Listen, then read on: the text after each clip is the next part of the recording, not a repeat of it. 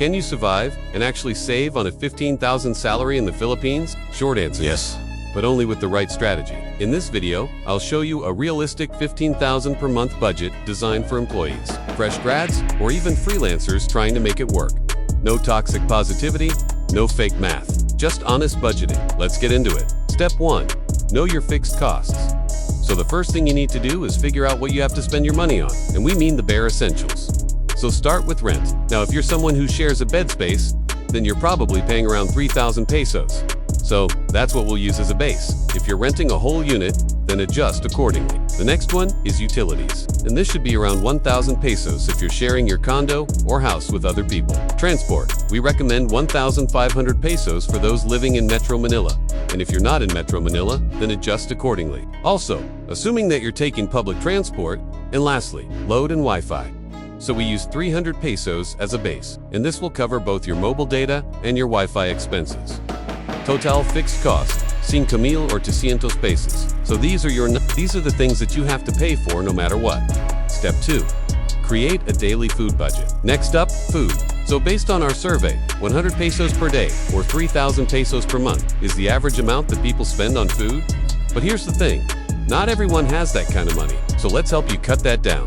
First, cook at home. This is pretty obvious, but cooking at home can save you tons of cash compared to eating out all the time. We all have busy lives, but try to set aside some time each week to cook some meals that you can eat throughout the week. For example, you can make a big batch of chicken, pork or beef, adobo, and you can enjoy it for lunch and dinner over the course of 3 days. This is not only going to save you money, but it's also going to help you eat healthier because you control the ingredients. Second, buy in bulk. It is cheaper to buy a whole kilo of rice than to buy rice every time you go to the grocery store. The same goes for other stuff like canned goods, condiments and frozen goods. And if you don't have a lot of space at home, you can always ask your friends or neighbors to buy in bulk together. You can split the items and share the cost. And third, avoid convenience stores. We know that sometimes it is easier to grab something from the nearest sari-sari store or 7-Eleven because it is quick and easy. But buying all of your food from convenience stores can really drain your bank account. Try to make your trips to the grocery store more often and stock up on things that you need from the list. This way you won't be tempted to buy things from convenience stores as much.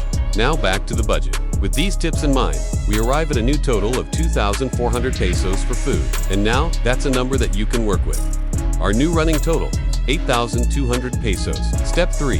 Automate savings. Okay, I know that this might be hard to swallow, but you should allocate around 20 pesos a day or 600 pesos a month for saving. Trust me, it may seem like a small amount, but it adds up over time. Plus, setting aside money for savings shows that you're serious about your financial goals. Here's what I want you to do. Open a savings account with Maya or CIMB. All of these banks offer online-only accounts and have great interest rates. Transfer 20 pesos from your primary account to your savings account every single day.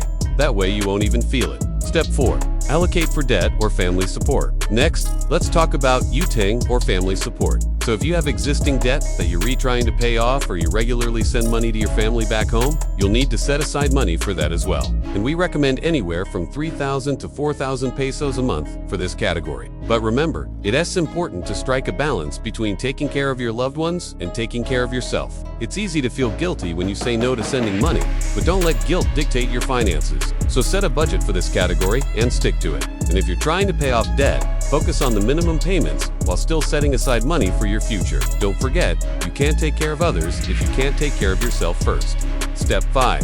Fund money plus emergency buffer. And lastly, we have fund money plus your emergency buffer. So life doesn't have to be all serious and all the time. You deserve to have some fun too.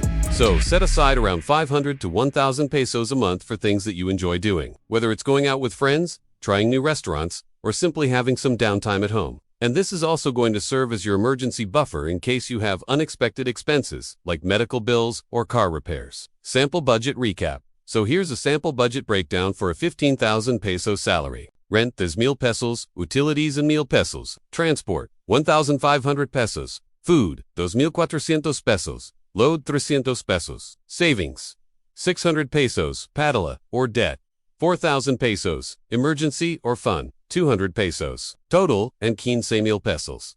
As you can see, this budget is tight, but it's doable. You're not going to be left with any extra money at the end of the month, but you're also not going to be left broke, and that's what matters. Closing. So can you survive on a 15K salary in the Philippines? The answer is yes. But it's not going to be easy. Having a 15K salary won't make you rich, but it can give you structure. And structure leads to stability. Plus, with the right mindset and habits, you can make the most of what you have and create the life that you want.